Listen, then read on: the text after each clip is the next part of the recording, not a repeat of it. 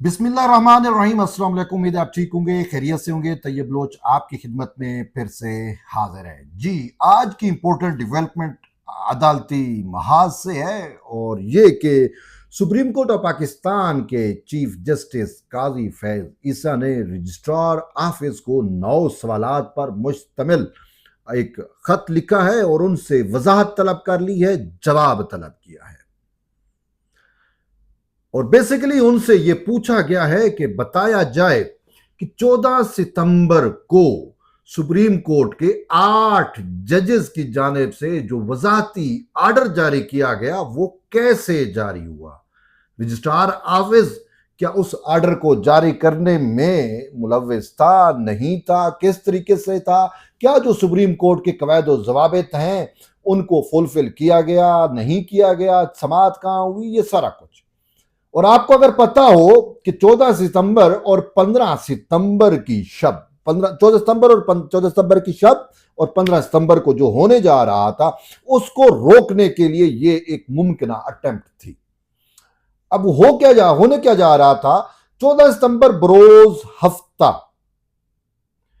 आपको याद हो कि पार्लिमान का इजलास इन सेशन था। पार्लियामेंट में मुजव्वजा आईनी तरमीम पेश होनी थी और तवक्को की जा रही थी कि 14 सितंबर की रात को या 15 सितंबर बरोज इतवार सुबह यह तरमीम पास हो जाएगी। इस हवाले से हुकूमती जो हुक्मरान इत्तेहाद है वो नंबर गेम पूरी करने की अटेम्प्ट कर रहा था, कोशिश कर रहा था। एंड उसी टाइम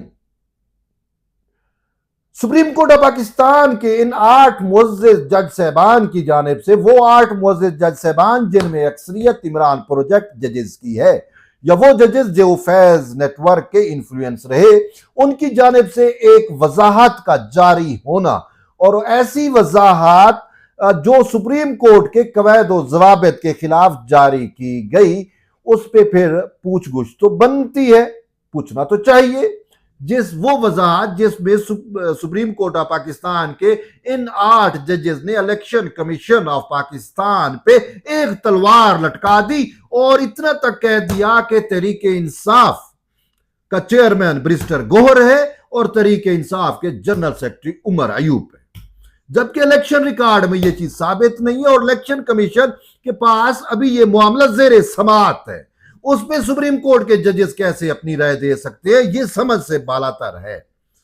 खैर, उसका एक पॉलिटिकल मैटर है और वो यूं हो कि अगर मैं मुख्तसर आपको बताऊं कि उस वजाहत का मकसद यह था कि किसी न किसी तौर पे कुछ भी ऐसा किया जाए कि ये पार्लिमान 2/3 ना हासिल ना कर सके और ये मुजव्वजा आईनी तरमीम पेश ना हो सके। और यही मैं कहता हूं कि सुप्रीम कोर्ट के ये 8 जज साहबान जो हैं वो अदालती छप्पर छाया तले सुप्रीम को अपने अदालती काले कोट पहन के सियासत कर रहे हैं। और सियासत जुडिशियल पॉलिटिक्स नहीं है, पार्लिमानी सियासत में इंटरफेरेंस कर रहे हैं। और यही मैं शुरू दिन से कह रहा हूं कि अगर सियासत इन मुअज़्ज़िज़ जज साहबान ने करनी है तो फिर आसिफ अली जरदारी साहब भी घर चले जाएं और फिर मियां साहब भी घर चले जाएं और कह दें कि जी आए और आप ही पार्लिमान संभाल लें। एक जज को स्पीकर बना दें और बाकी 8 जजेस और तहरीक इंसाफ के मेंबरान बैठे और बाकी जितने भी स्टेक होल्डर्स हैं वो फिर रिजाइन करें और घर चले जाएं। कहें मुल्क भी आप चला लें, वजीर आजम भी आप बनाए, सदर का भी आप इंतखाब करें और सारा कुछ आप करें। ये यहां तक तो कर रहे हैं ना, सॉरी टू से, और ये हकीकत है। ठीक, अब होता क्या है कि सुप्रीम कोर्ट ऑफ पाकिस्तान 14 सितंबर को जब यह ऑर्डर आता है तो फिर उसके बाद रजिस्ट्रार, डिप्टी रजिस्ट्रार का एक नोट आता है जो रजिस्ट्रार ऑफिस को पुट किया जाता है और कहा जाता है कि अभी तक हमें यह फैसला नहीं मिला। जो मीडिया पे चल रहा है, जो हर जगह पे गर्दिश कर रहा है, वो फैसला हमें, उसकी फाइल नहीं मिली, तो बताएं कि ये फाइल किधर है ताकि हम रिकॉर्ड में वो फाइल लगा सकें। फिर उसके बाद आज चीफ जस्टिस ऑफ पाकिस्तान की जानिब से 9 सवालात पूछे जाते हैं और वो जो सवाल पूछे गए हैं वो सवाल क्या है मैं आपको बता देता हूं। जो पूछे गए हैं उनका जवाब अब रजिस्ट्रार ऑफिस की जानिब से जारी होना है या दिया जाना है। जवाब क्या आएगा तो ये तो उस वक्त ही पता चलेगा, लेकिन सवाल मैं आपके सामने रखता हूं। उसमें यह कहा गया कि ये इलेक्शन कमीशन की वजाती दरखास्त कब आई थी और तहरीक इंसाफ की दरखास्त कब आई और जब ये दरखास्तें आई तो क्या उन पे नंबर लगा क्या वो रजिस्ट्रार ऑफिस के इल्म में आई, और अगर उन पे नंबर लगा तो ये भी बताया जाए कि फिर उनको supreme court practice and procedure act की जो कमेटी है जिसने डिसाइड करना है उसमें क्यों टेबल नहीं किया गया, क्यों उनको पेश नहीं किया गया। और फिर ये कि दरखास्तें फिर किसके पास चली गई, किन जजेस के पास चली गई, क्या चैम्बर में गई, और फिर ये कि उस इन दरखास्तों पे क्या समाअत हुई तो कब हुई, कहां पे हुई, क्या ओपन कोर्ट में हुई, किसी अदालत रूम में हुई, किसी अदालत कमरा अदालत में हुई, या फिर किसी जज के चैम्बर में हुई, अगर किसी जज के चैम्बर में हुई तो कौन से चैम्बर में हुई, क्या फिर ये 8 जज वहां पे मौजूद थे या नहीं थे। अच्छा, फिर ये कि इस फैसले की जो है वो फाइल किधर है, वो फाइल जो है क्या रजिस्ट्रार ऑफिस को मिली, और फिर ये कि ये फैसला जारी कैसे हुआ, क्या किसी को नोटिस जारी हुए, क्या अटॉर्नी जनरल जो दीगर फरीक थे उनको नोटिस जारी किए गए, कि उनको बताया गया कि फलां दिन इस वक्त इतने बजे फैसला दिया जा रहा है, अगर नहीं दिया जा रहा तो क्यों नहीं। और फिर ये भी इनसे पूछा गया कि किस चैम्बर से ये फैसला जारी हुआ या किस अदालत से ये जारी हुआ। और फिर सबसे अहम चीज ये है कि वो फाइल जो है वो किधर है और कहां पे है, क्या आपके पास है, नहीं है, कैसे आई। और फिर सबसे बड़ी बात यह है कि अपलोड पे कैसे जारी हुई। अपलोड पे जो वेबसाइट पे इस जो 8 सफ़ात का आर्डर है, तफसीली तो नहीं है, सॉरी, ये जो वजाहती आर्डर है सुप्रीम कोर्ट ऑफ पाकिस्तान का या इन 8 मोअज़्ज़ज़ जज साहबान का, तो ये आर्डर जो है अपलोड किसने किया, किसने हुक्म दिया, क्यों कर हुआ, किसके हुक्म से हुआ। तो ये तकरीबन सवालात जो हैं वो रजिस्ट्रार ऑफिस से चीफ जस्टिस ऑफ पाकिस्तान ने पूछे, क्योंकि अब ये चीजें हम भी सवालात उठा रहे थे और हमें भी नजर आ रहा था कि ये जो वजाहत है ये गैर कानूनी है, क्योंकि इस वजाहत के लिए सुप्रीम कोर्ट ऑफ पाकिस्तान के जो मुजव्वज़ा रूल्स हैं, जो कवायद हैं, जो ज़वाबित हैं, जो रूल्स ऑफ बिजनेस है, जो प्रोसीजर है, जो तरीकाकार है, वो हरगिज़ फॉलो नहीं किया गया। ना किसी को नोटिस किया गया, ना किसी को समाअत की गई, ना किसी को सुना गया।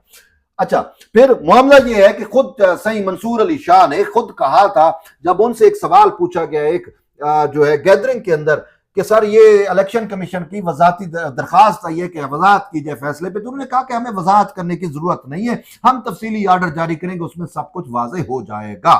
तो उसके बाद ये फिर क्यों जारी किया गया, और एन उस टाइम क्यों किया गया जब तरमीम होनी थी, और एन उस टाइम जब तहरीक इंसाफ जो है वो जस्टिस मुनीब अख्तर का 63A को जो उन्होंने रीराइट किया, और जिसमें उन्होंने बरमला जो है वो आइन के बरखिलाफ जाके ये कहा कि जी अगर कोई रुकन कौमी असम्बली या सेनेटर अपनी पार्टी पॉलिसी के खिलाफ वोट करेगा तो उसका वोट शुमार नहीं होगा। एन उसी टाइम ये आर्डर जारी करने से क्या मतलब है, इससे तो सबसे वाजे एक चीज नजर आती है, और आप भी अपना मुझे फीडबैक दें, आपको इस आर्डर के पीछे क्या चीज नजर आती है। मुझे तो ये नजर आ रहा है कि कहीं ना कहीं बदनीयती से ये आर्डर जारी किया गया, और नीयत ये थी कि पार्लिमान को तरमीम से रोका जाए, और मेन ये था कि ये जो प्रोसीजर हो, ये जो पार्लिमान में अटेम्प्ट हो रही है आईनी तरमीम की, इसको डिरेल किया जाए, और बकौल शेर अफजल मरवत के अल्फाज के पार्लिमानी जो तरमीम है उसको वाड़ के रख दिया जाए।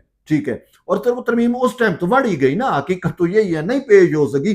तो मौलाना फजल रहमान और ये सारा कुछ जो उन्होंने इनकार किया, उसमें किसी ना किसी सूरत में मैं अगर सच पूछूं, मुझसे अगर सच पूछे, तो मुझे ये नजर आ रहा है कि उस तरमीम पे जो हुकूमत को फिलहाल बज़ाहिर जो नाकामी हुई, वो उसमें इन 8 जजेस का ये कंट्रीब्यूशन है, इन्हीं की वजह से नाकामी हुई, और ये हकीकत है, आप इसको जुटला नहीं सकते। इख्तलाफ मुझसे कर सकते हैं, बहरहाल वो आपकी अपनी राय है, बेशक आप इख्तलाफ करें, लेकिन मुझे ये नजर आ रहा है। आपको क्या नजर आता है, आप अपनी फीडबैक जरूर दें।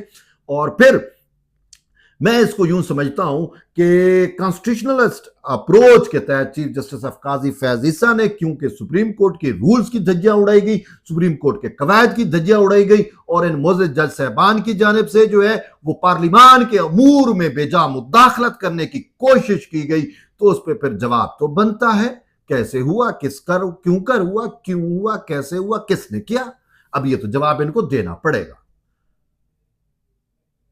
और फिर सबसे बड़ी बात यह है कि अगर आप पॉलिटिकली इसको देखें तो भाई काजी फैज ईसा ने इनकी जो सियासी हंडिया है ना 8 जजेस की, उसको बीच चौराहे में फोड़ दिया है। बहरहाल अभी रजिस्ट्रार ऑफिस का इससे मुतलिक जवाब आना बाकी है। अब रजिस्ट्रार ऑफिस का जवाब आएगा तो फिर साबित हो जा सकेगा कि आया इन 8 जजेस की जानिब से जो है वो अपने ज़ाब्ते अखलाक की कितनी खिलाफ वर्जी हुई है।